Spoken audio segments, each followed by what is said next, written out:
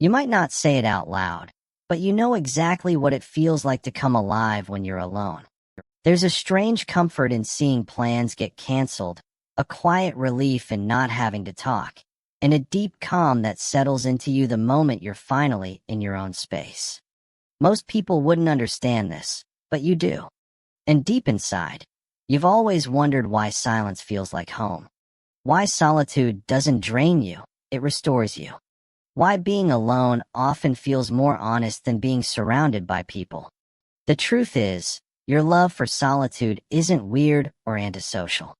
It's rooted in real psychology that goes deeper than most people ever notice. Picture that familiar moment late at night. Your room is dim, your phone glows softly, and the silence feels warm and safe.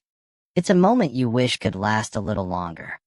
To others, you might seem distant, quiet, or reserved. But inside, you don't feel closed off at all. You feel grounded, aware, at peace. Solitude becomes a gentle room inside your mind, where everything finally slows down. Your thoughts settle, your feelings make sense, and the world stops pushing at you. In these quiet moments, you're not avoiding anything. You're simply returning to who you are. Psychology actually explains this. Some people have more sensitive nervous systems.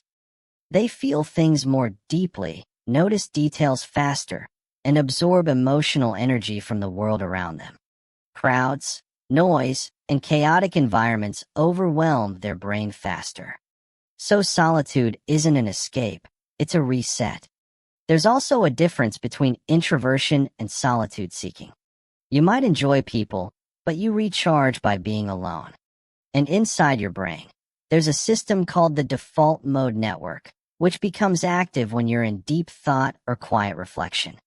For some people, this network is more active, which means silence boosts their creativity, imagination, and emotional clarity. While the world moves fast and loud, your inner world moves slower, deeper, and more meaningfully. Overstimulation drains you not because you're weak, but because your mind processes everything with more depth than most people realize. For many, this story begins in childhood.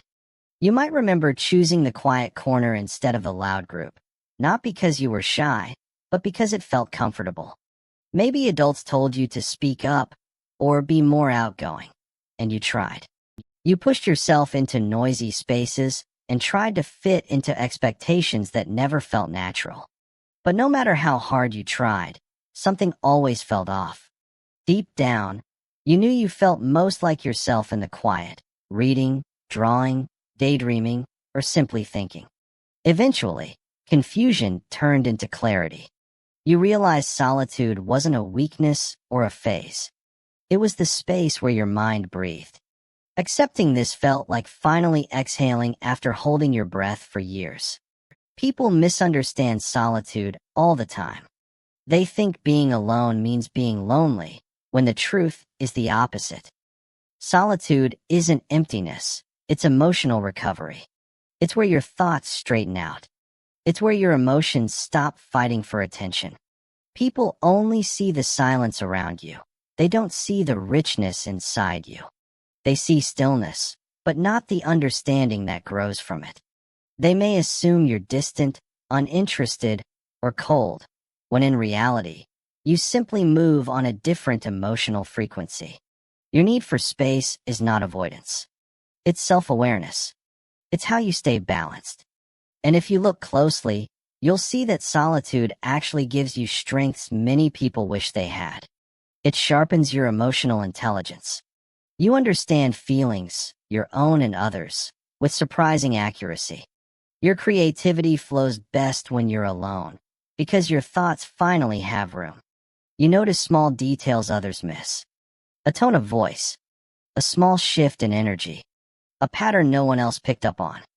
You find meaning in simple moments, quiet mornings, a thought that appears out of nowhere, sunlight on the floor. You're self-aware because you take time to reflect. And during chaos, you often stay calm, because your emotional system is clearer.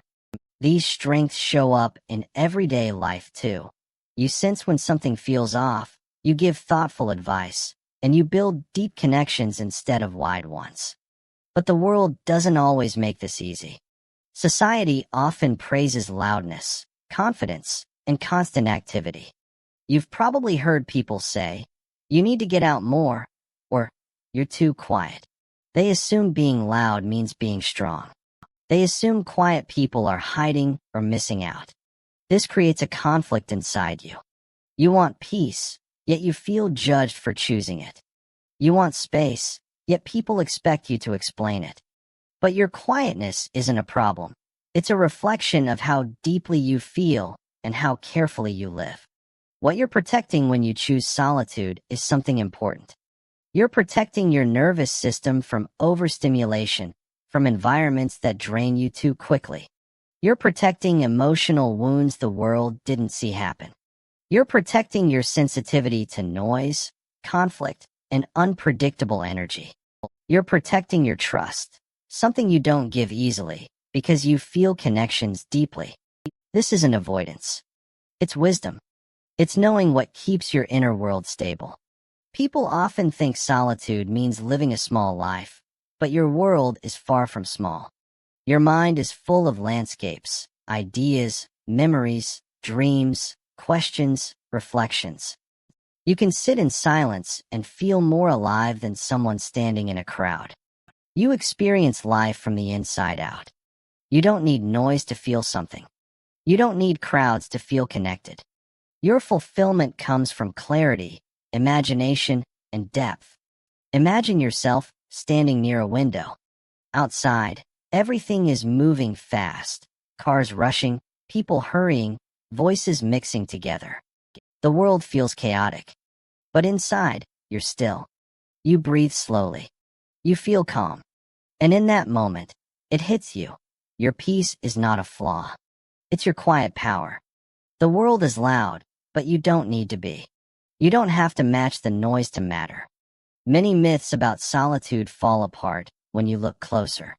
Stillness is not laziness. Silence is not emptiness. Rest is not weakness. Staying home is not hiding.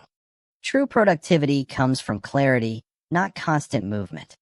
People who think deeply often make better choices because they're not driven by pressure. Solitude sharpens your direction. It strengthens your intuition.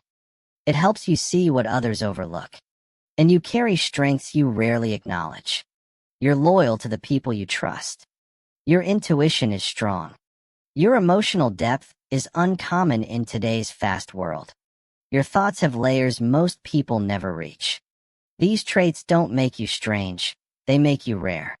Quiet people like you hold a kind of depth that doesn't need to be seen to be real. So let me speak to you directly. There is nothing wrong with wanting space. There is nothing strange about needing quiet. Your emotional needs are valid. Your mind is built differently and beautifully. Solitude is not an escape, it's a form of wisdom. Life doesn't have to be loud to be meaningful. You don't need to change who you are to fit the noise. Your quiet isn't an absence of sound. It's the presence of depth.